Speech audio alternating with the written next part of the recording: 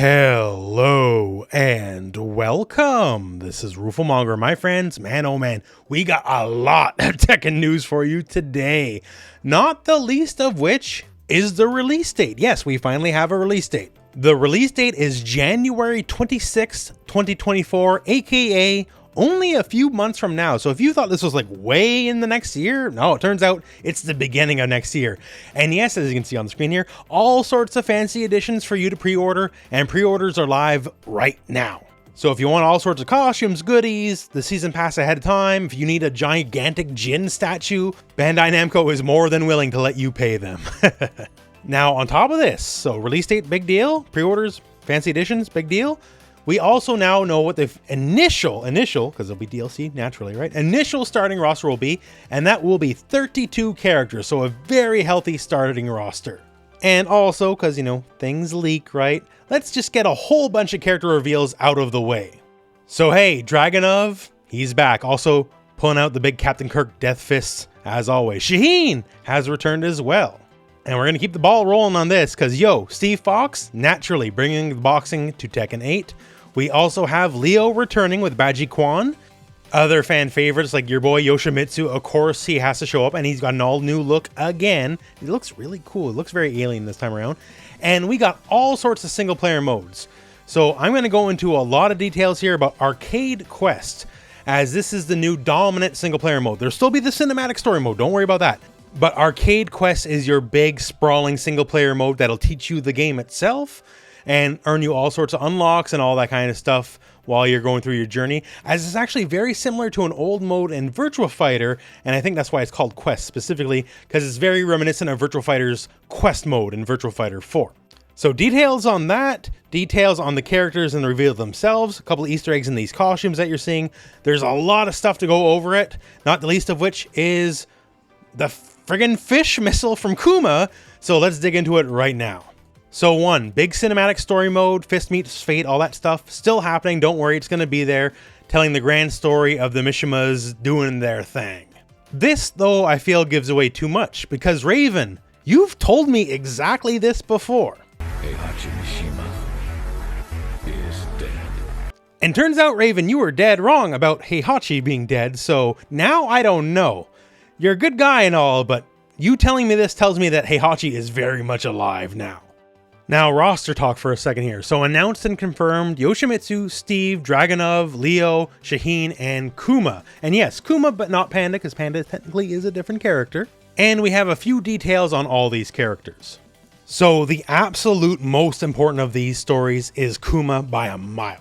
Heihachi is gone, but Kuma is still fighting the good fight for the Mishima Zaibatsu against G-Corp.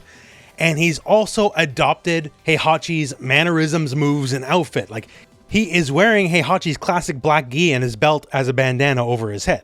And when it says here that Kuma is training to perfect his Mishima-style techniques, they're not joking.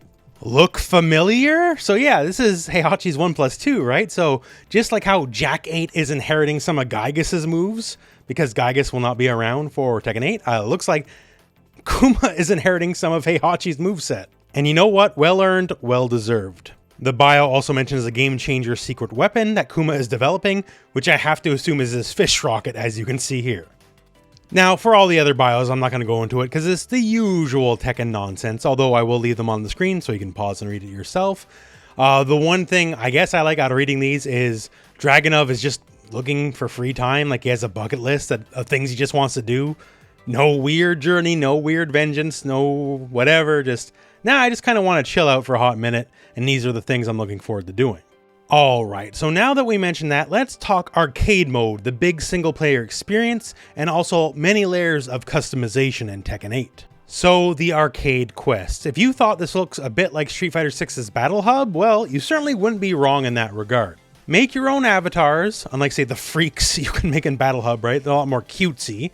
And what you're going to be doing is traveling the arcades and battling all sorts of various AIs and unlocking all sorts of customizations for your characters. Now, the special thing about this is the AIs you fight, they can be base level AIs, but they can also be customized AIs based off of specific pro players that attack and fight in the mannerisms of the pros, using their setups, using their gimmicks, fighting the way they would fight. And you can also make AIs based off of the way you happen to fight as well. And not to put too fine a point on it, this is exactly Virtua Fighter 4's Quest mode. And I believe this is why this mode is called Arcade Quest.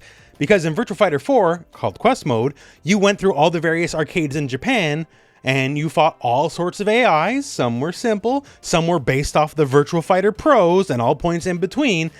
As you progress, you earn money, and you can unlock all sorts of customizations, just like Tekken, and you'd go through more and more exclusive arcades with more customized, more difficult AIs.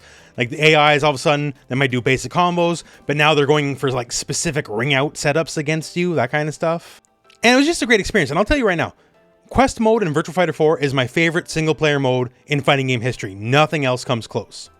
And since this is very clearly the inspiration for Quest mode in Tekken 8, I'm actually very excited for Tekken 8's Quest mode, and I think if it's anything like Virtua Fighter 4, it's going to be a home run. Adding the avatars, I think, is a great little way to add extra personality, because everyone will have their own names, as you can see here. So when you're in whatever arcade you're in, you can learn to love or hate certain characters. And just like Virtua Fighter 4, it looks like once you've learned and beat everyone in the arcade, then you can move on. There's a whole world map and all that kind of stuff as well. And naturally, this will also double as a form of tutorial, so it'll trick you into learning how to play the game while you're actually playing, just like World Tour mode in Street Fighter 6, which is exactly how it should be in my opinion. Also, customization, just FYI, full jukebox mode, every Tekken OST and track as far as I can tell, so that layer is well taken care of, and that's great.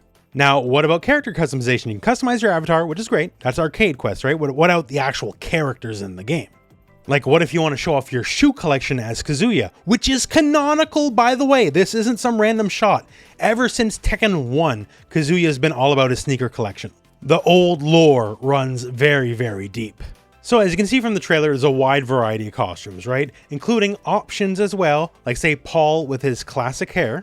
Because I know some of y'all are not rocking with Paul's current hairstyle, but as you can see right here, if you like the classic hair, it is there for you. As far as proper customization goes though, Harada promises this will be the most in-depth in Tekken history. And not just in the terms of just the amount of items you have, but also the amount of control you have over the items in terms of color gradients, all that kind of stuff, and even specific placements on certain items, rotating, all that kind of stuff. The options are there. So suffice it to say, we learned a lot about Tekken today. All the character reveals, the quest mode, and learning that even exists, because that was a big unknown to me at the very least. We have a little bit more about the cinematic story mode. We have a launch date. We know all the fancy additions. We already got a season pass with 4 characters and some other goodies. There's a lot coming on the Tekken front, and it's all happening very soon, because once again, it is this January of 2024, opening of next year. That is when Tekken 8 will launch. Street Fighter 6 is only a couple months old.